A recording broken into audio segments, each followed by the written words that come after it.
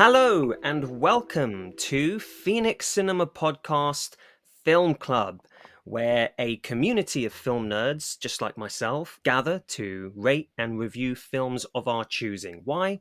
Because we love movies and we love talking about them with each other most of all.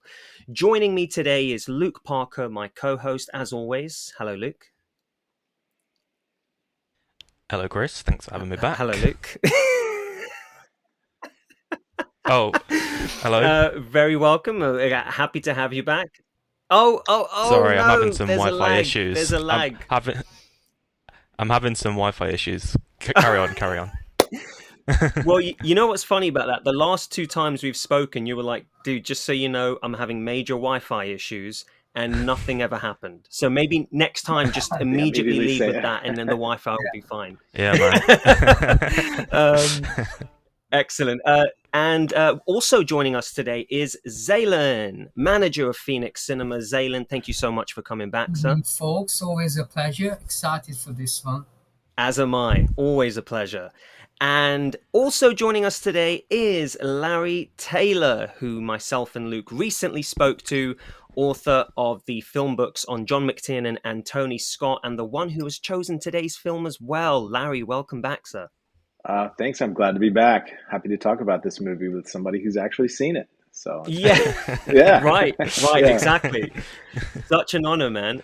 Well, let's get to it then, because the movie that we are talking about today is the film Shoot to Kill, also known in the UK as Deadly Pursuit.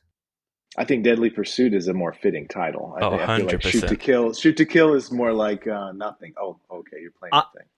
no, I like that one. When I said Shoot to Kill, like my girlfriend was like, "So what movie are you watching next?" I was like, "Shoot to Kill." She was like, "Oh, which Bond movie's that?" Right. And I was It like, just kind of means nothing. Right. Yeah. "Yeah," and I was like, "Funny you should say Bond, Right. considering the director."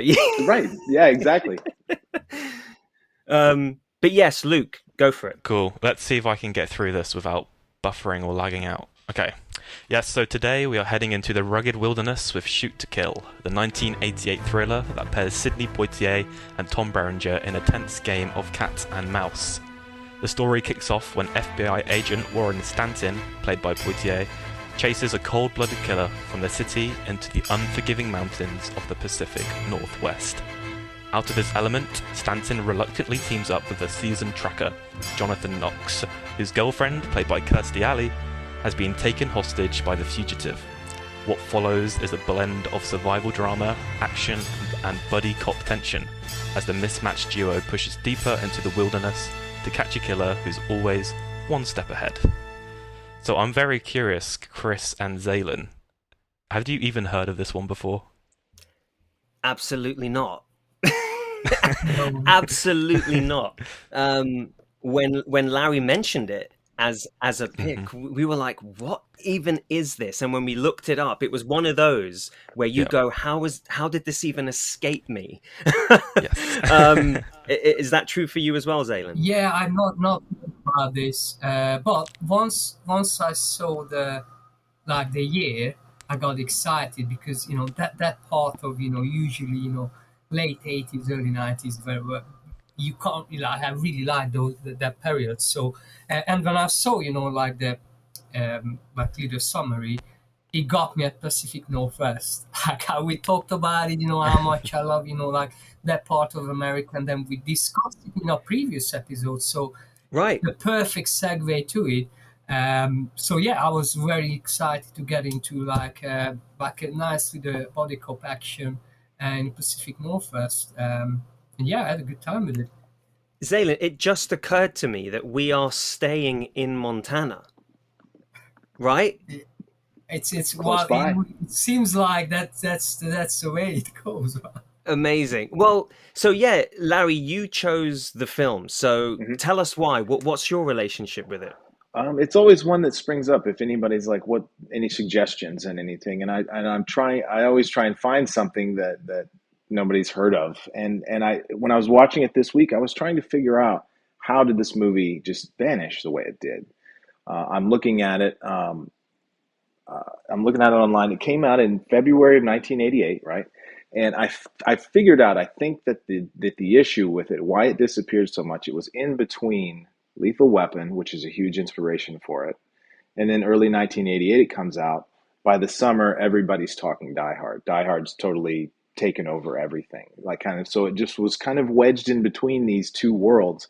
And it was a Right. really good example of those kinds of movies, and despite having really great actors, I mean, at certain points we'll get into it, but like these actors in here are really great, but they're not, it's not young Bruce Willis, it's not Mel Gibson and Danny Glover. It's sort of like an also ran or a B tier version of these kinds of movies. Mm. But there's nothing wrong with that, in my opinion. That's some of the best movies of that era are those imitators or the buddy cop formula, right? It's all about the Hmm. formula and how you execute it. It's not necessarily we're being inventive. You know the structure, you know what's going to go on all the way through the movie. You're just having a fun time. You're enjoying seeing how it's happening, see how everything unfolds, how these guys ultimately get along with each other. And I just think it's a cozy, like you said, the Pacific Northwest. The photography is amazing. It's really underrated in a lot of different ways, and I just don't. I guess it just didn't have the fanfare. These stars, Sidney Poitier had been out of movies for a decade. This was his Mm. return to being in front of the camera. It's his only, to that point, it was his only like lead in an action movie, basically. And his And his last film before this was 11 years before right, 1977's A Piece of the Action.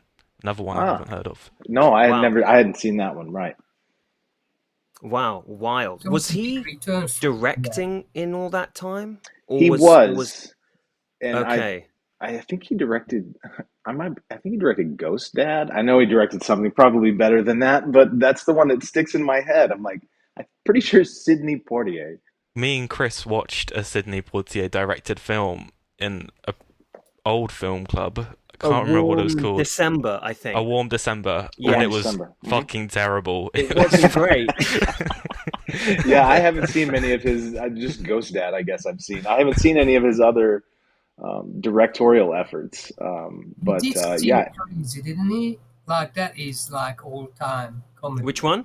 Still Crazy. Still Still crazy. Crazy. Yeah, with Gene Wilder and Richard Pryor. he Oh, directed Stir. Yeah, Stir I Crazy. love that. I Did love I he? think you're right. I that. think you're right. Yeah. I think he had a very eclectic Wow. grouping of movies that he directed for whatever reason he was attracted to.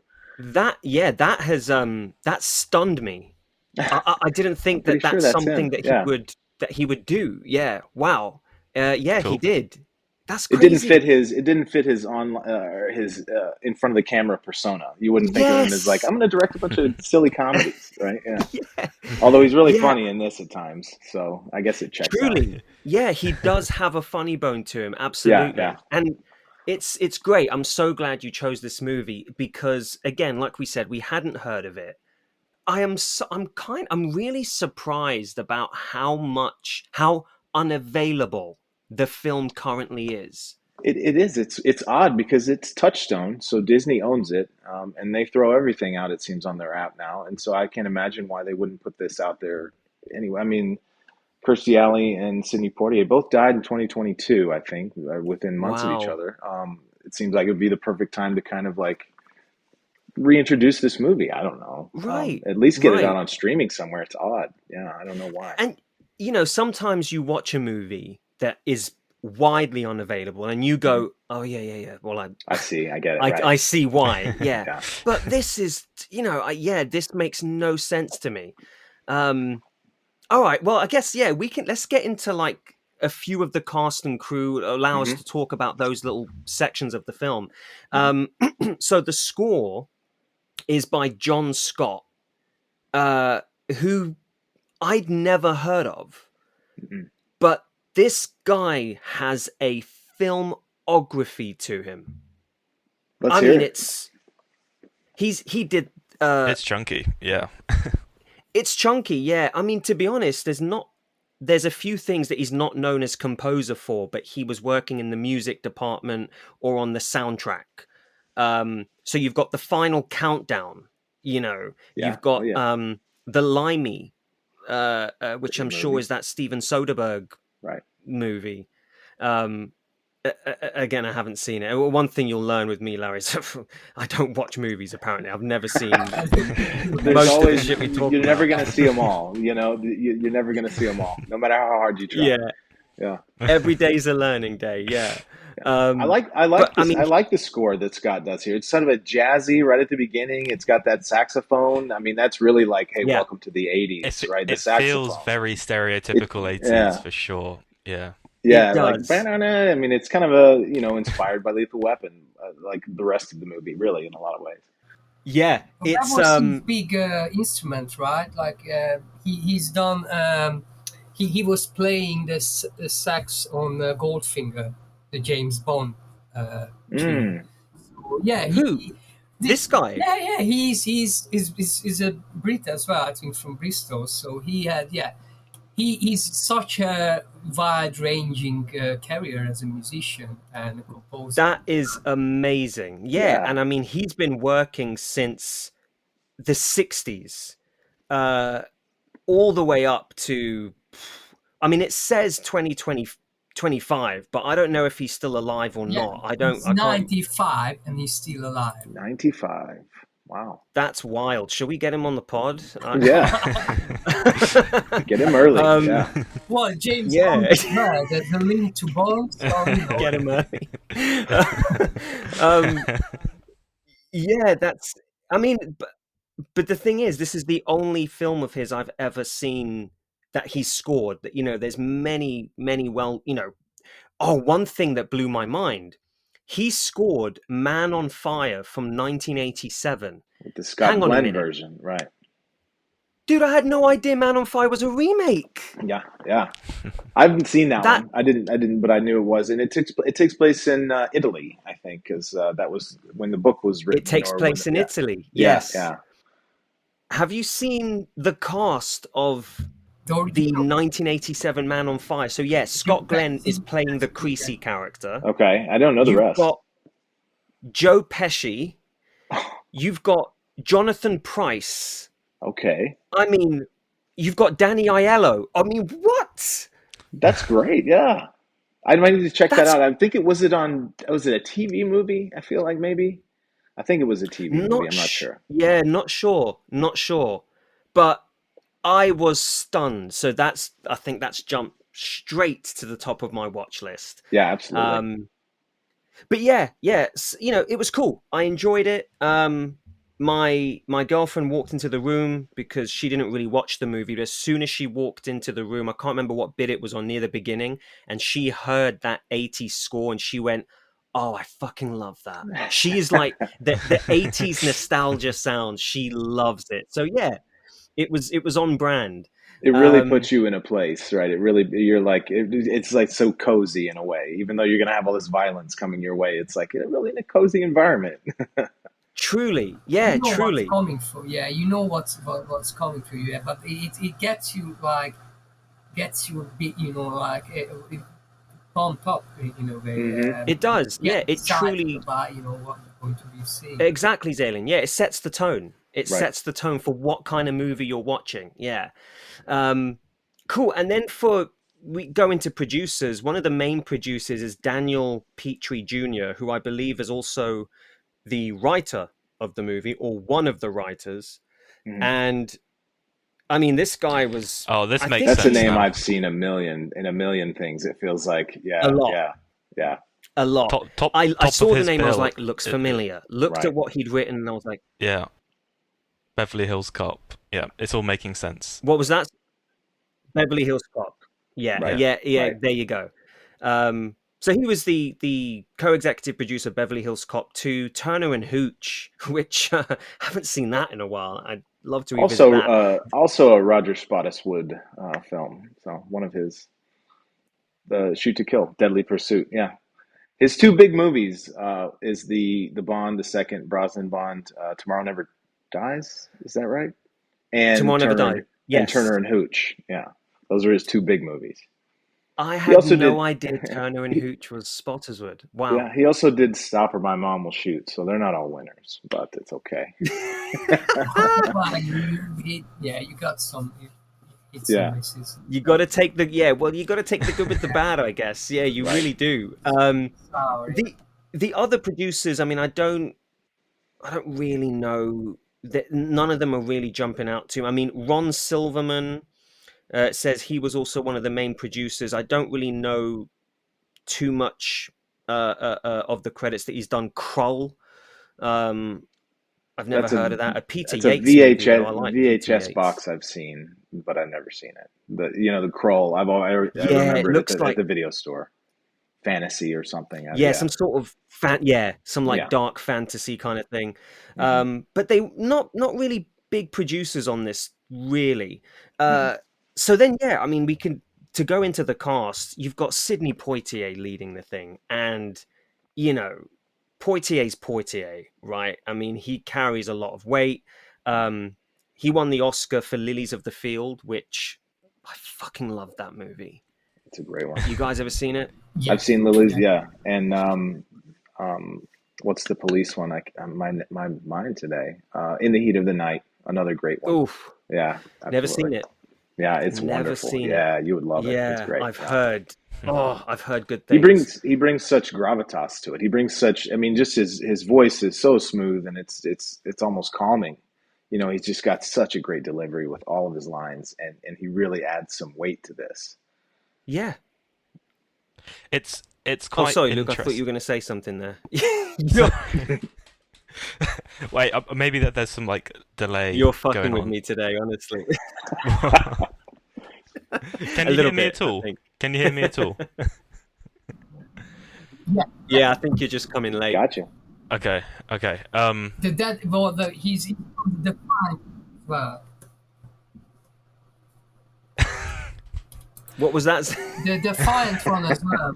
That was what is my favorite of his. That was like Sidney Poitier's. I think what late 50s or early 60s. Which one? Sorry. The Defiant ones. Oh, the The Defiant Defiant ones. ones. Okay. Yeah, that's Mm-hmm. Mm-hmm. Stanley Kramer, Tony Curtis. But Stanley he's Kramer. got That's so yeah. many different, like he was an Mm. activist. He was. He's kind of like a pioneer, a trailblazer, because like he was getting, roles that usually for for someone from the Bahamas wouldn't get the chance to, to play characters that not, typically stereotypically casted. And as you mentioned, Chris, the delivery, some of his lines is fantastic and has this comedic elements with which, for a body, cop action film, that's perfect, ingredient to Yeah. carry that role. Yeah. Yeah. Yeah. He really you buy into whatever role he's doing. So him as an FBI agent, and then subsequently a fish out of water. It's perfect. He talks about San Francisco and the city all throughout the movie, and you can really feel that he's like he wishes he was back in the city so much. He really sells that part of it. He really does. Yeah, he really, really does. And it's honestly, I need to do more of a deep dive on Poitier because, yeah, I want to watch these classics. Guess Who's Coming to Dinner is another Kramer movie that I just really, really want to get to. I mean, Kramer blew me away with Judgment at Nuremberg. Yes. I was like, God damn. And also, how he could also switch to wild zany comedy with It's a Mad Mad Mad Mad World, which I also loved, Yeah. So I really need to dive into his work. I think the only other movie of Poitier's that I had seen was The Jackal. That was like after this. It was several years later, but it's like I feel like he wanted to jump back in that world or whatever, and that's an The interesting Jackal one. Yeah. is the Bruce Willis one. Right, Jackal. Bruce Yeah. Willis, where he's changing Yeah, his Yeah. Yeah. yeah. I just recently Yeah. saw The Day of the Jackal, the original, which obviously way better movie, but it's phenomenal. I was Okay, I surprised. need to see it. Yeah, I Yeah, need to yeah. I see just that. recently watched it maybe last year. So I read the book and then I thought I would watch it, and it's great. Yeah. Way Oh, different than amazing. the Bruce Willis one. Yeah, I need to get to the Bruce Willis one again. I remember really liking it when I first Yeah. saw it, but yeah, it needs it or one scene in particular when he just think he really starts fucking someone up in a house. Jack And Black. He gets Jack Black to make a gun for him, like design this gun, and he's like, now run and take off and hold this thing yeah, in the air and right, just right. annihilates the poor guy. Yeah, yeah, Yeah. Great scene. yeah. Yeah, I need to revisit that. Cool. And then we have forming this like buddy pair movie is Tom Berenger, who honestly, I mean, does he just have the greatest face for cinema or what? Oh, I love this guy. He's one of my Oof. favorites from the era. I mean, and another reason why it's so bizarre that this movie was sort of shuffled off so quickly is he's coming off his nomination for Platoon. He's coming off Yeah. the Oscar nomination. I mean, he's really on a heater in the '80s, and he's got Major League coming up. I mean, he was. It didn't, he sort of went away in the '90s. I'm not sure why, but he does have a face, especially for this kind of role. Agreed. And those sharp, are they like blue eyes and Hmm. just so perfectly chiseled and Hmm. handsome. But he was in Platoon, right? So distinctive. Did he have a scar going down He his had face? all kinds all down his face, and he was a real mess in that one, psychologically and physically. Mm. But yeah, His he was. performance in Platoon is one of my favorite screen performances I've seen. I mean, Chris, you know how much I love Platoon from when we've watched Yeah, it before. It's phenomenal. totally. I Yeah.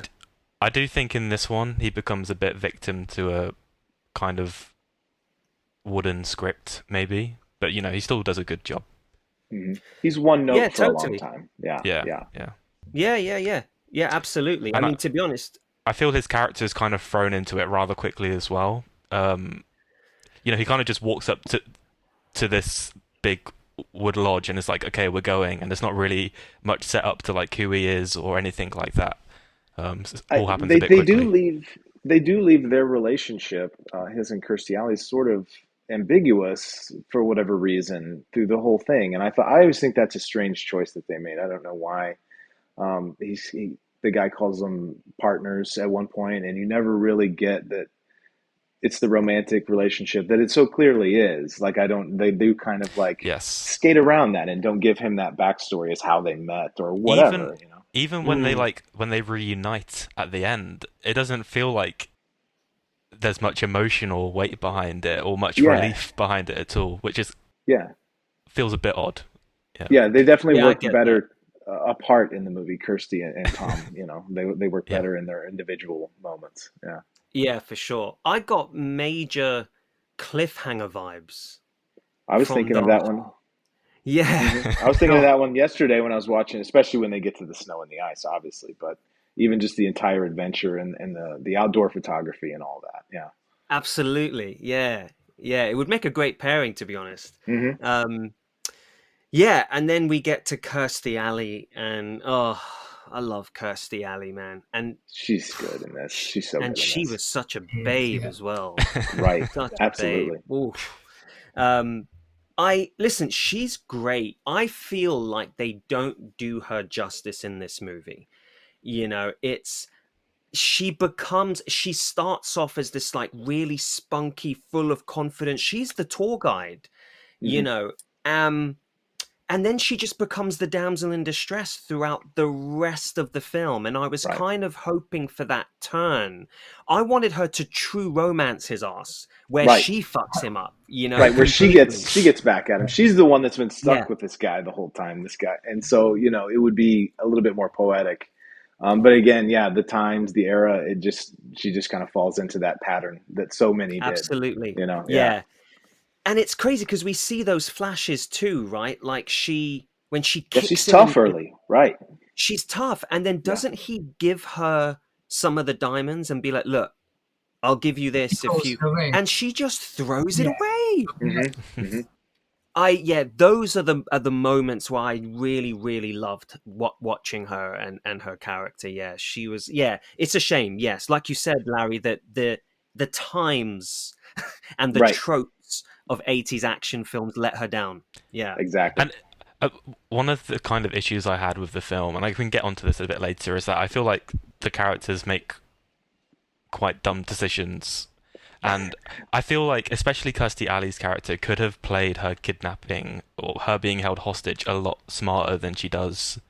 Just like for example, she's being dragged through the wilderness to guide this guy, knowing that there's people following her. She could have maybe dragged it out a bit. You know, the main villain, he doesn't have a clue where the fuck he's going. She could have Yes. walked him in a circle, right? Yeah, Right back to literally. where Yeah. they Literally, started. yeah. That's a good Yeah. point. Yeah. Walk them Yeah, right there's back into their plenty. Yeah, path. I there's think when there's it plot comes to holes aplenty. certain 80s Yeah. films, it comes with the territory. So sometimes I don't like, if you have too many of those moments, it could be off-putting. Right. But sometimes, like in 80s films, you just take it as a joke in a way. Obviously you gotta suspend your belief to an extent with these types of films. Yeah, I read Ebert's review of this movie, but right before we came on, and he said sort of the same thing. He's like, there's a few plot holes in here, and then he lists off like 9. Like, why is there not a posse chasing them? Why is there not anybody waiting at the end of the thing? Why is there this or that? And he's like, but it doesn't matter. In the end, like his thing was like, that's not what you're here for. And so it's just how do they execute all these genre things? And he gave it a 3-star review, which I think is pretty good. I think that's pretty solid for it. I But I thought agree. that was I think funny. that's Yeah. yeah, I totally agree with it. Yes, I mean, I love nitpicking because that's what fun, we do, yeah. and it's Yeah. fun. Yeah. But equally to that, you're right. This is the kind of movie where you do have to let it go. Mhm. It doesn't heighten nor dampen your appreciation of the movie any more than it already will. It's just part of the fabric of it. Yeah. Right. And Um, it's announcing itself, like we talked about with the score. It's sort of announcing itself, like here's the list of things you're gonna have to just fight through, right? Yeah. yeah. Yeah, exactly. Yeah. Um, One thing I would add is, though, going back to Luke's point, that I agree with that, but because the way the film set out and the structure, I thought, okay, I knew this gonna be like a formally, like a body cop film. But I really liked the structure, the way like they trailing behind and we getting these flashbacks. But I just felt that maybe towards the end, as you say, look like they might could have done something more with it, Mhm. and then it just kind of like, okay, we're doing something different with it, but then it just reverted back to the same old in a way. But I still think like one of the things we not discussed yet is the cinematography, because that was the one that where for me this film was be standing out from the usual, like the films that you see in this kind of like formula, because that was stunning. And for someone who's have serious fear of heights, that some scenes that was like, this is, and that it's not CGI, yeah. that this Right. is like proper camera work, and it's some of, there is really, heart in your mouth moments in it. So that element, there was a lot of things in this film that it strikes out, but then obviously then towards the end, I guess it reverts back to sort of like the formula that we know. Right. Well, Had it taken place all entirely in a city, like you're saying, it wouldn't have. It would have been a little drab, a little bit flat. It had that cinematography of the outdoors, and especially that scene you're talking about over the ravine. That's the one that always, when I first saw it, and I didn't see it for a long time, I always had that scene in my head when I thought of the movie. hmm The initial pass mm, and then the trap and him falling and that whole thing, the way it's shot is really unnerving. Similar to the opening of Cliffhanger, like you said. That's probably where I thought of it first, was that whole setup. right, Yeah, right. Yeah, it's like the standout set piece of the movie. It absolutely. really Yeah, is. And yeah, good on you, Zalan, for mentioning the cinematography. Thank you for pointing our attention to that, because the cinematographer is Michael fucking Chapman, nice. cinematographer of Taxi Driver, Raging Bull, The Fugitive, Primal Fear, The Last Detail. This guy was the shit. Um, he was, I don't think he won any Oscars. No, he didn't. But he was nominated for Raging Bull and The Fugitive. Um, and he's a name that you instantly know. You see Michael Chapman and you go, "Oh fuck yeah, of course." I had You're in no good idea. hands. Yeah, yeah, Yes, you're in yeah, good hands. yeah. Yeah. Um, And the dude has so many like uncredited roles as well. So he was basically working on Jaws as well in Spielberg, oh, but he's not getting the main credit. But he was the guy setting up the lenses, and if you are if you are your filmography includes, you know, like the likes of Spielberg Mm-hmm. and says, and they're coming back to you. Yeah, Because this is yes. always like you could land the gig because of whatever circumstances, but then, you know, iconic directors coming back to you, then it's obviously you doing something really Says it well. all. Yeah, Right. exactly. Exactly. Absolutely. Yeah, no, totally agree. Um, and then when you have in the cast, you know, someone like Clancy Brown as well. Okay, So, hold on. So, real quick, hold on. Okay, so yeah, yeah. I want to know, you guys hadn't seen it before, and Uh-huh. obviously one of the big setups is this guy gets away at the beginning, Yeah. and he's hiding out with this group. Um, Now it's hard with 2025 eyes and knowledge and whatnot. Did you know immediately who it Okay. was? So, Okay, good. I see that shaking your head. No. Okay, so it worked a little bit. Okay. but exact. So, Zaylin, did you know Well, the which guy, the who the Who killer the? was Yeah. initially? yeah, the killer, yeah, no, like that's, yeah, no, not for me in the beginning, no. Awesome. So I Okay. love the fact that you say, Larry, with 2025 eyes, Yeah. because I was watching it going, this is a part of the movie I really like. It's Hmm. quite clever, the Hmm. way that they're playing, because it could be any of them. Right. They're And then, they're all I, famous actors as well, aren't they? Hmm. And some Like of them, they said it. They set each one of them up a little bit, or especially Richard Mazur, who's the guy with the mustache, Richard who was like, Mazza, yeah. yeah, the guy in he's the the one Thing. he gets into the lift with, like the Right. cable car with. Yeah, And Yeah. that's yeah. and right, and that sort of eliminates him because you realize, okay, well, whoever the killer is wedged that stick in, so it couldn't have been the guy who went over first. It's got to be one of the others. But you're putting this stuff together, and you hear his voice at the beginning, and it's hushed and whispered. And but now knowing, I'm like, that's Clancy Brown's voice. That's why I was saying, like, I feel like people can maybe pick up his voice a little bit more because they've heard it so much more often. But in '88, they didn't, right? And the other guy, Andrew Robinson, is the villain from Dirty Harry. And so they're all kind of these Oh, guys that it's like, well, they've been villains before. I've seen these guys be bad in other movies. And so that's oh. why I was curious. Was it blatantly obvious? So I was curious. It wasn't. I didn't realize who it was until the actual reveal. And just like you, Chris, like that was one of my favorite part of the film was trying to work out who it was. Yeah, and I mean, I kind of wish that they stretched it out even more. You know, Right. Yeah.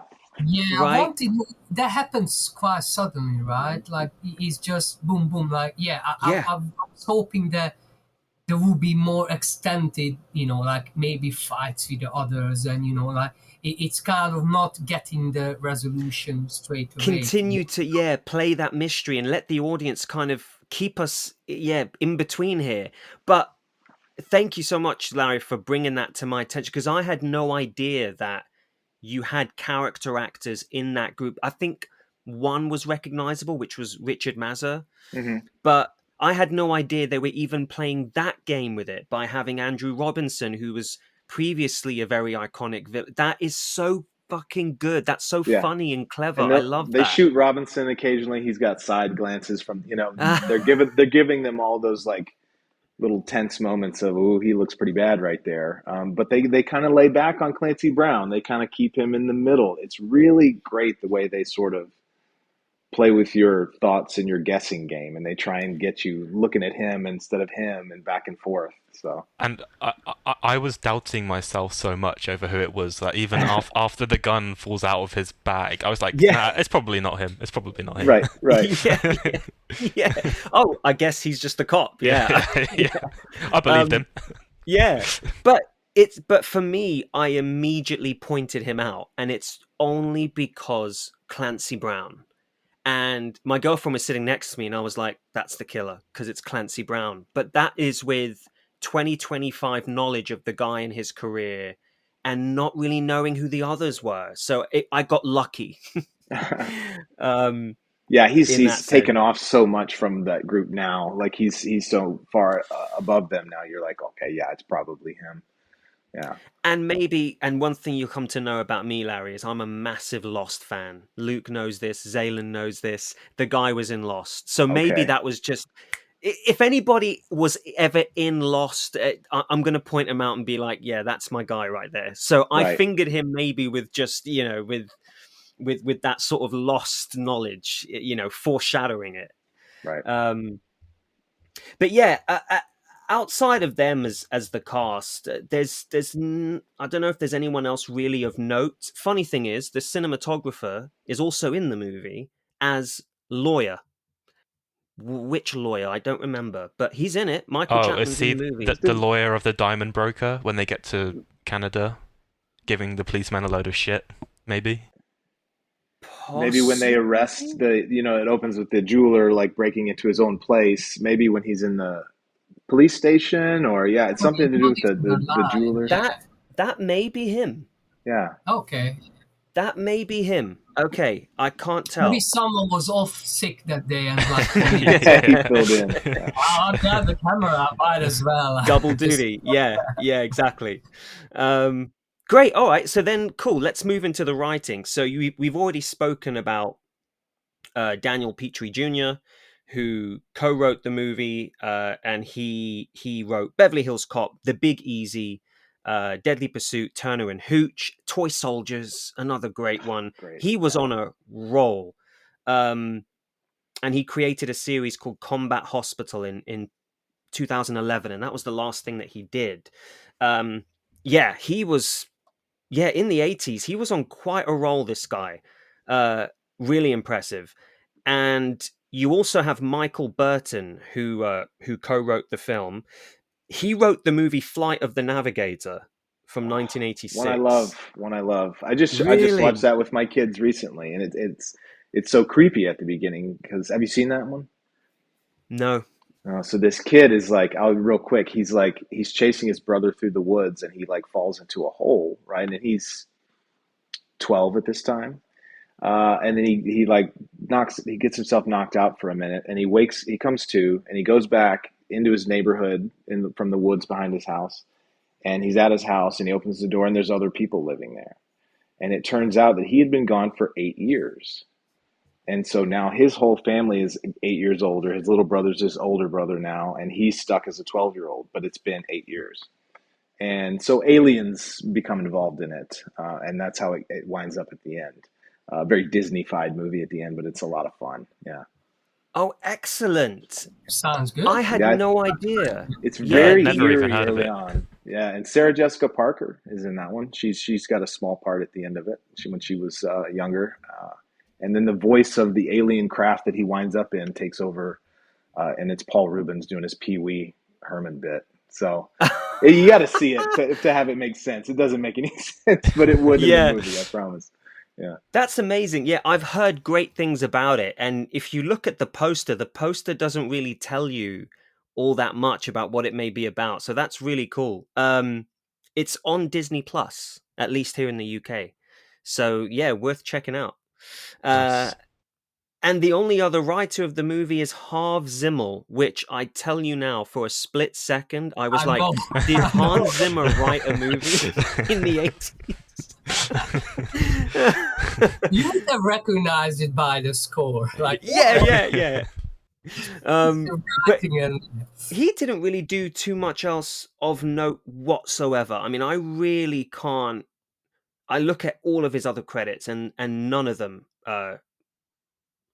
he, speak to me he's really. he's only got two other credits on Letterboxd, and both of them have less than 100 views. So Okay, so this was his, the yeah, big hurrah. yeah, I Um, would say, the writing is probably the weakest point of this film. But hmm yeah, I agree. hmm because and that's what I like about films like this, though, because it goes to show that once you got talent involved, that if the director and the cast, then you could make even something that it's not, you could elevate it, and the direction, like the cinematography and the direction, obviously with the cast as well, that makes it the formulaic plot, and some of like the dialogues, elevates it in a way. And that's a great, I give a lot of credit for the crew for that reason, and that's what make this film good fun as well. I totally agree. Yeah, I I totally agree. I kind of had main issues with the writing, and the first one was kind of the comedic elements, and it's not that they're bad comedic elements. I actually think they're quite funny little bits, but they just don't fit the movie, and it feels like whiplash because they have like this comedic element, and then it goes straight into something really quite brutal and dark. So So I agree with you, mate. So let's speak to that because it is jarring in that sense because the movie opens, it's like a cold open, right? Yeah, Where we see Sidney Poitier failing on this case yeah, involving this killer. There is nothing funny about that opening 10 minutes, 15 minutes. It's it's dark. intense. It's It's surprisingly intense. so. He sends the maid out and shoots her in the back, and it's like, oh my God, this is not Yeah. the normal villain in one of these movies. Yeah, And then, the hostage is taken for quite a little stretch there and then gets shot through the fucking eye. And then they show you brutal. that. So it's really brutal, yeah. And then we transition into this, because the movie's basically one long extended chase. But now we're getting into the backpackers and Kirstie Alley. And then when it's Poitier and Berenger, it becomes, yeah, to what you were saying, a comedy, a buddy comedy. And it comes out but what's crazy about it is what you said, Luke. It works. And yet it feels like it should belong in a different movie. Yeah, and I think it works because of the two that are doing it. I think that you have to have, Mm, and it's a mm, surprising pairing. It's like Tom Berenger and Sidney Poitier. You wouldn't put them together in your mind, true, true. but they have good chemistry. They have good banter. It's sort of they work together really well, surprisingly so. And I think if they didn't have any chemistry, it would be a disaster. Yeah, the comedy would definitely not even work as well as it even does at this point if it was a couple of actors who just didn't click for whatever reason. Yeah, and this is why I think, I wonder because the movie's got three writers, and whenever you see multiple writers on one project, that doesn't necessarily mean they were all working together, right? Maybe someone took a pass at it, they hired another writer to do a rewrite, add something, take things out, make things better, fill it up, whatever it is. And it feels scattered in that sense, the story tonally. So I wonder who was the one that brought in that comedic element. Maybe it was this Petrie Jr. You think about Beverly Hills Cop 2, that feel, or the first one even. I think that was the attempt, and I think it was Mm, inspired by what had come before it. 48 Hours, Beverly Hills Cop, Lethal Weapon. They all have this humor. We got to put mm, it in there. But at the same time, even you think about the Lethal Weapon villains, or you think about the bad guys. The bad guys in 48 Hours are pretty nasty villains, mm-hmm. but not sadistic in this way. Right? The killer is so evil. Even when he takes out all the guys, like you were saying, it happens so suddenly. You're like, oh Yeah, God, that guy's gonna fall one down. We'll keep It's going for a not little bit. thinking, Nope, it's I'm just gonna like throw them all off. Yeah, which is crazy. You're like, oh my God. Yeah, supercharge, like turbo button. Someone pressed the turbo evil button that's in exactly right. yeah, Yeah, exactly. They fire, just right? kept hitting A, and he's just throwing. Yeah, There's no hesitation. It's no, like, no, I'm not gonna drop all of them. It's, right. yeah. It's really scary. Yeah, and we're meant to assume they are all dead, right? I mean, Right. yeah, yeah.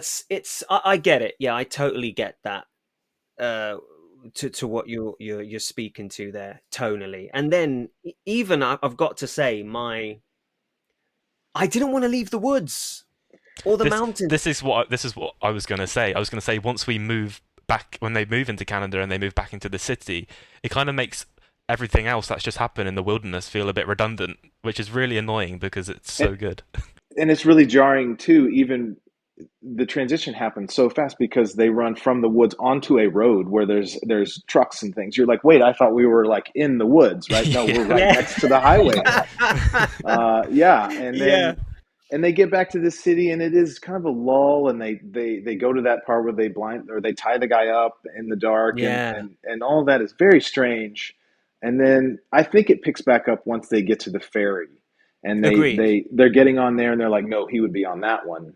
They're thinking like the killer there, and then they have the showdown, The shot of Poitier with the gun where we're pushing in on it. That like it's great. I love individual little moments in that scene. Yeah, yeah, All I agreed. all I could think about with that bit is, you have Poitier who says, "Oh no, no, no, he'll be on the other ferry. That's how he Yeah, works." How yeah. funny would it be if they've set off, they're like doing the James Bond going around looking for him, and then they just look to the deck on the other ferry and they just And they stood see there him dragging her going in the other down, right? direction. Yeah, they gotta swim, right? Yeah. You Yeah. know what? This is what I would have done, and I would have let Kirstie Alley taking him off, like in the end. So, but yeah, the only thing I would say towards the end is, and it's not like a knock on the film, but in a way, there was a one moment when I felt when the score came on that I really like in movies, like action sequences, when there's no score. Like I just wanna hear the car screeching and the ship changes and stuff. So that was the only element. But I knew that it's 80s film. It's not gonna take much away. But I really like when you actually hear justice and then you don't need to Yeah. score it. But Yeah, I'm with you. There's nothing like good sound design in an action film. Yeah, I'm totally with you. Don't they at one point it feels like do they like drown out all sound design just to have some score, or is that it was mixed like in between. So okay? you the score wasn't too high, like high. It was just underneath the card ring, so it wasn't too like I didn't mind it. It wasn't in your Yeah. like blasting, so you could hear the actual car, and it's like, yeah, you don't need the music in here. But as I say, like it's still those sequences were fun. But yeah, I preferred. Basically, I would prefer the entire film to be in the woods, and maybe that group section to be even like extended a bit, and then we'll be talking about probably like a very very very good film. A classic. Yeah, yeah, agreed. Yeah, Absolutely. the tone does totally shift once they go back into the city. It's a different feel all the way around. I agree. I th- Yeah. I think something that doesn't do the ending section any favors is the car chase to the ferry port is really poor. It's very slow. It's very luggish. It's not I have interesting. right that whole sequence until the ferry from when they run onto the road to the ferry is still it always just sort of washes over me until we get to the Mm. final moment. Like it is a strange sequence. And I Even, was sorry, Chris, go on. no, no, please, please. Well, I was just gonna say, even when they're out in the town and they see him there with the hostage, like behind that waterfall, That and waterfall, they're Yeah, yeah. surrounded by policemen. How did they fuck that up? It's literally there yeah. on a plate for them. Yeah, you need to start Well, questioning how good Portier is at his job. Exactly. Yeah. What are we and doing here? Yeah. that's exactly it, Larry. By the time the movie ended, I was like, "Damn, Poitier's actually really bad at this." It's It's sort like, of the Johnny Utah Point Break thing. You think about Johnny Utah, the things he yeah, does. God, this yeah, guy sucks as an he FBI agent. He's sucks. the Yeah, worst. Yeah. and it's like, why is Tom Berenger still there? Yeah. This is a civilian now, and Right. He's it's just like tagging along. We're not in the woods, right? They keep the same dynamic, but it doesn't work here with jurisdiction in the city. Yeah, exactly. exactly, exactly. We get it in the woods. Berenger's the guy who knows the woods, right? Yeah. Yeah, it doesn't. It's silly. It doesn't totally work. But I do love when Poitier's like, yeah, he's on the other boat. And they run onto this boat, him and Tom Berenger, no backup. I thought that was fucking brilliant. And what really got to me is they're sneaking through the cars, right? And Mm. then they get to that point where Tom Berenger sees them. They are unaware he's there, and he just goes, Sarah, get Yeah. out! Like, And what are you doing? alerts. What are you doing? You've just given up the whole thing. Oh Yeah. my god, I thought that was hilarious. Yeah, definitely Well, some Um, see silly that choices when made these there. things happen, yeah, yeah. you don't mind it in an 80s film, like you're not, holding a pen and saying, oh, this was wrong, it's No, I love it. kind of silly, right? Like when it's like that bad, in a way. It's not bad. It's just silly. It's just so you're having a chuckle about it. But yeah, it has a few moments like that. Yeah, I Yeah, really yeah, love it. absolutely. Yeah. Yeah, so then, okay, so finally we're getting to the director. It's Roger Spottiswoode. I'll be honest with you, I thought Spottiswoode was English because he directed Tomorrow Never Dies. Hmm. I thought the whole point, at least in the early days, and it He's was, he's British, no? no, he's Canadian. Canadian. I thought Oh, Canadian British. Or like it could be both But, you nationalities. know, I thought it was like a credo of the Bond films is that's what only I thought too. British Yeah. filmmakers. Okay. Yeah.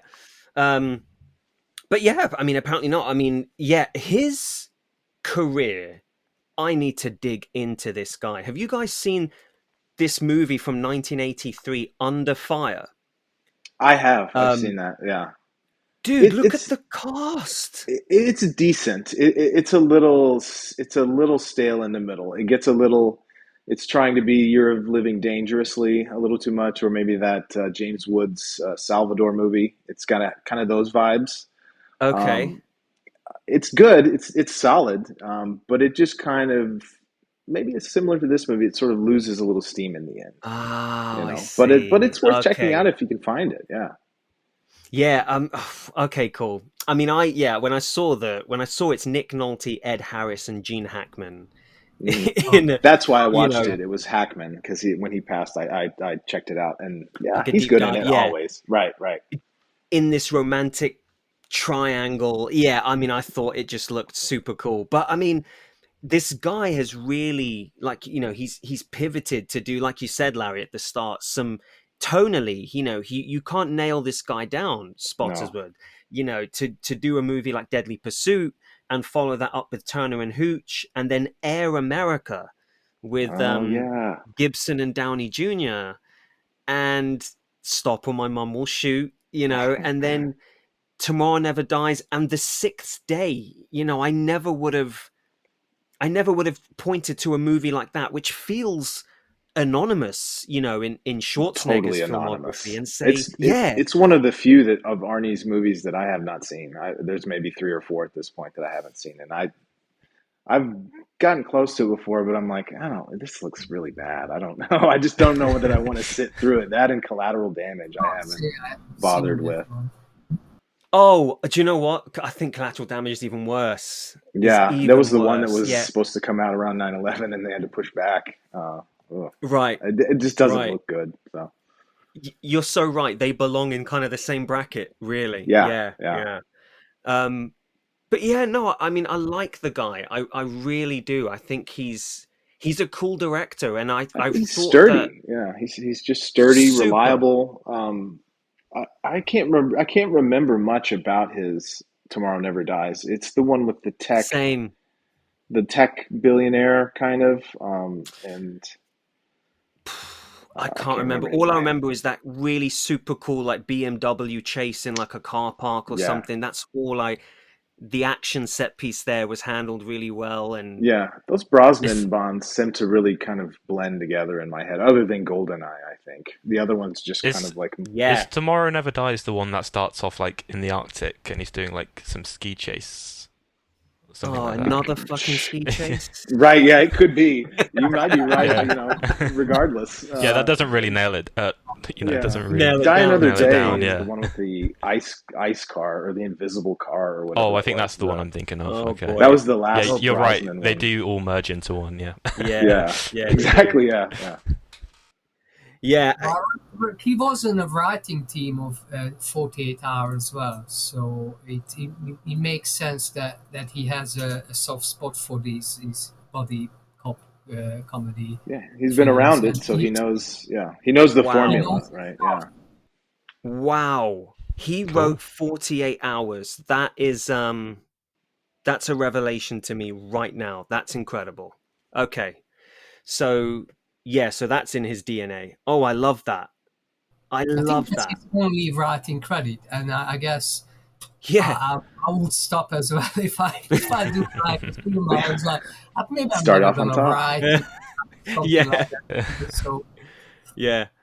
but yeah, his director like that. That's why I mentioned before. I think that was the strongest part for me in this film. Like I like some of the set pieces were like, this is really really good, Mm. and then certain bits just takes you away from it. But yeah, all the bits in the woods were fantastically choreographed.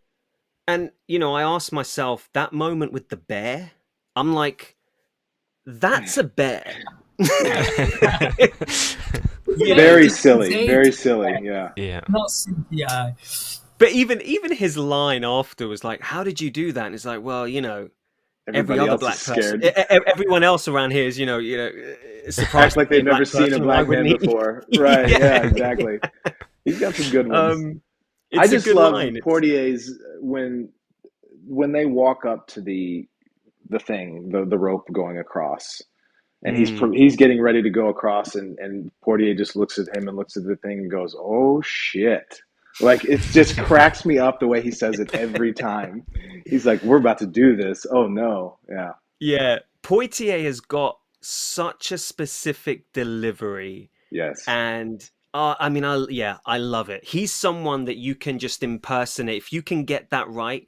hmm Ev- and someone does an impersonation, someone just Poitier. immediately. It's so unique, so unique. Um, You, sorry, I kind of dropped because of connection issues, and you guys were talking about him, but I've I'm not that familiar with his filmography, and just trying to say this in the nicest way possible. At this point, after he's had this big break from acting, like you can tell he's getting on a bit. He doesn't look young and fresh, and hmm hmm? but did he do films like this prior No, this was his to that acting break? only R-rated action movie where he was the star, I think, and then he did The Jackal a few years later, or maybe Hmm, 10 years almost later. But other than interesting. that, his movies now in the heat of the night he plays a detective or maybe even an FBI agent in there. I can't remember the whole setup where he Hmm. has to go to the deep south during Jim Crow's South and deal with a murder. And I think he's a federal agent in that too, but it's tonally not anything like this. Sure. It's much more drama. Yeah. But that's the only those are the only things I can think. The rest has just been really human dramas. And as he got a little older, I don't know if he did anything else similar to the Jackal or if he just kind of did more genre stuff like that or not. But I this think was he's definitely done a the first. western. Yeah. I think he's done a western. I don't know which one, but it rings a bell. But yeah, he was mainly like a drama actor and Mm. comedy as well. Yeah. He started to okay, well, I'm gonna do like comedy films as a director. So Yeah, and it's interesting that you say he'd never been the lead of an action movie because you can really tell he's having a blast. He is. He's He's having having a really a great lot of time. fun. Doing all Yeah, the physical yeah, things. He's got to pull Berenger up using that rope and get the police system going. And he does handle the physicality surprisingly well. yeah, truly, yeah. Um, yeah, and but I think it worked as like maybe I think the reason why the chemistry worked because of that element because Berenger is coming off from Platoon and was born on the 4th of July, which I also love. Mm. Mm. So he's probably saying like, oh man, like, are you sure you can do this? Can we do this film? Are you up for with shooting a few months in the woods and so I think there's a level of authenticity in Yeah. those scenes and Right. it's like, yeah, Berenger's been he's out in the jungle proving for to a while. Yeah. cast member as well. Like, Right, exactly. Yeah. Yeah. I mean, I would be shocked if you heard one of those behind the scenes stories that they didn't get on or anything like that because they've got incredible chemistry. And there was even that one scene, remember they hunker down Yes. And there's in the in the snow. snow. They build Very that cave in intimate. the Very snow. intimate. Yeah. Yes, it's Very very intimate. disarming in a Yeah. way. You get his shirt off and everything. Yeah, that's Yeah, I kind of a was like, what? surprise too in the structure of this movie and the time of this movie and whatnot. And the To pull Macho that off, Man. Yeah, right? exactly. Sort Yeah. of undercuts it a little bit. Yeah, the Yeah. 80s just don't give a fuck. We just do it. yeah, Like there's no like, oh, yeah. That's what I love Yeah. sometimes. It's not like, someone probably might have like, oh, we don't this scene or that scene and stuff like, oh, we just do it. Like chasing, I just put some sync music on it. Like, and yeah. it's why Yeah. not? I Like, mean, it would have if what's his name, the composer John Scott, if he had decided to go with a saxophone, then maybe we would have been viewing that scene a little differently. Yeah. But what I love is the next morning when they punch out and they're ready to go, and Poitier, you can see he's just catching his breath, and so he turns and he goes, all right, how do I look? And Berenger says this thing about what his grandfather or his ailing or dead grandfather or something like that. It was, he's like, I saw my grandfather at the funeral home 3 days after he was dead, and he looked a damn sight better than you do right now, something like that. And they have a good laugh. Yeah. They have a good, and you know what? It feels so genuine that I laughed along with them, because as soon as Berenger says, I saw my dead grandfather, you see where this is going, and you see the smiles start to go on Poitier's face. It's a wonderful moment. It really is. Yeah, it does. It breaks the tension between them, and I think they're off and running as far as being partners more than after that, than they were definitely. Before. Yeah, definitely. All right, well, cool. I mean, we've gotten through that cast and crew. Any other sort of final thoughts on this movie before we give our ratings? No, I think we covered a lot. Anything else? I read before the call about, we mentioned the different names for the movie, and I was just reading about the reason why. And so it's called Shoot to Kill in America, and then it's called Deadly Pursuit outside North America, and I'm guessing it's mainly an English thing, because this is saying it's due after there's like a mass shooting in England. Due to sensitivity reasons, they decided to change the name. Oh shit! Really? Yeah, and it happened. I looked that up. I saw that before we started too. And wow. I'd never even heard of this mass shooting in the UK. Not too far from where I live, actually. 16 people killed, which is like unheard of for the UK as well. Yeah, and it had to have been in 87, 88, that long ago too. Is surprising. It's odd. I was surprised that was the reason. Yeah. Yeah. Wow. Yeah, you don't really hear about stuff like that in the UK. That's very interesting. Sure. Yeah. That was the Maggie era. What's that, Zalan? The Maggie era. Yeah. The Thatcher era. It's Maggie time. Thatcher. Yeah. Yeah. There's if you see some videos of like football fans as well, the 80s had some dark sides, but I think the title works better actually. I think Deadly Pursuit. I agree. Deadly Pursuit fits. Shoot to Kill is just kind of a nothing. Sure. Like we were saying, like a Bond generic. title. It's like whatever. You could put it on anything. Exactly. The whole film is just a chase sequence. Yeah, like, it's a Deadly Pursuit just makes so much sense. Yeah, exactly. Cool. Well, guys, I've had so much fun talking about this movie. Larry, I'm so glad that you chose this movie. I'm glad you guys had fun with it. Yeah. Yeah, man. And thanks for joining us for the chat as well.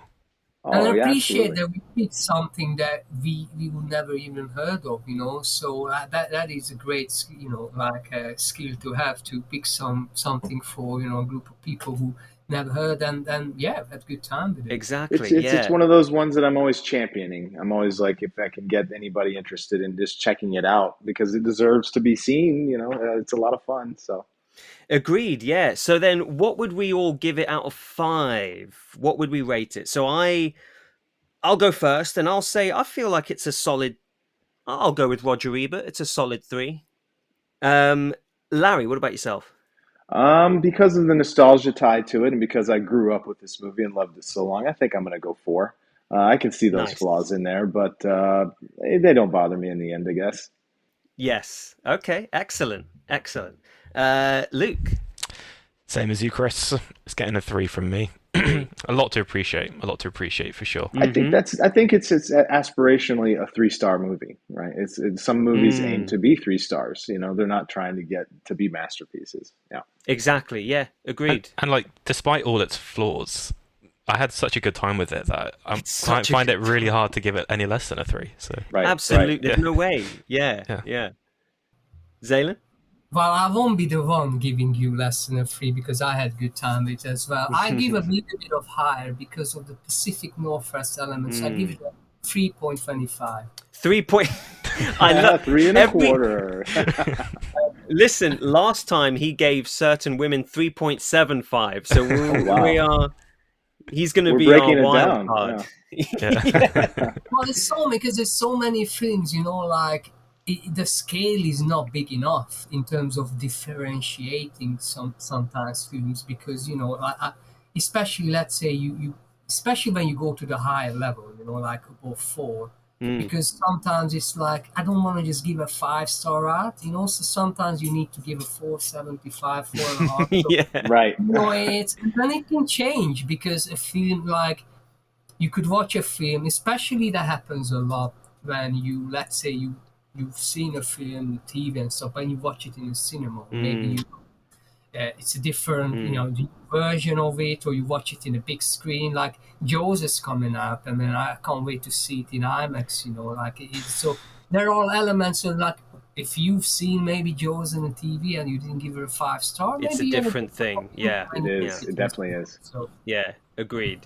And I know you keep those fives. You keep those fives, Zalan. So I'm For waiting the special day. ones. For the special. I'm waiting Yeah. for the day we hear Zalan give something a well, 5. no, I do watch, but this year, like, I've not seen a 2025 film that is a 5-star. But it's still, it's still There's still time. Yeah, there's still time. Excellent. Well, yeah, thank you all. Do we have a next pick? We do have a next pick. Shall I announce it? Yes, please. So, our next film is chosen by a guest that myself and Luke had the pleasure to chat with back in June. And that guest is a French film composer called Raffaella Thibault. Raffaella scored the Disney nature documentary series Sea Lions of the Galapagos that was narrated by Brendan Fraser. She was so lovely to speak to, and we highly recommend you go back and listen to that episode. Her score for Sea Lions of the Galapagos is honestly one of my favorite scores of the year. So pretty. Yeah. So good. I implore you to check it out. But we asked Raffaella if she'd like to throw a movie into this film club, and she did. Give us a French horror. Give us a French horror. Well, she chose. I'll pause for dramatic effect. In fact, Stefan can add his drum roll here. A French-German movie from 1975 called The Old Gun, directed by Robert Enrico. So I believe Raffaella said at the time that she chose it for its great score by French composer Francois de Robot. I've completely butchered that probably. But from what I remember, she said specifically the music at the beginning of the film is particularly excellent. So there it is, The Old Gun. That will be the film we watch next. Very excited for it. I believe it's available in the UK on Tubi, but also without ads on the streaming service Sooner, which is available through Amazon Prime channels. So, yeah, I want to thank you all for joining me today, and I hope to see you on the next one. Nice Cool. one, Thanks, guys. Chris. Thank you. You're welcome. Have a great Thank day. you. Until then, this is the Phoenix Cinema Podcast Film Club, and we hope you enjoyed listening. Happy watching, and bye for now.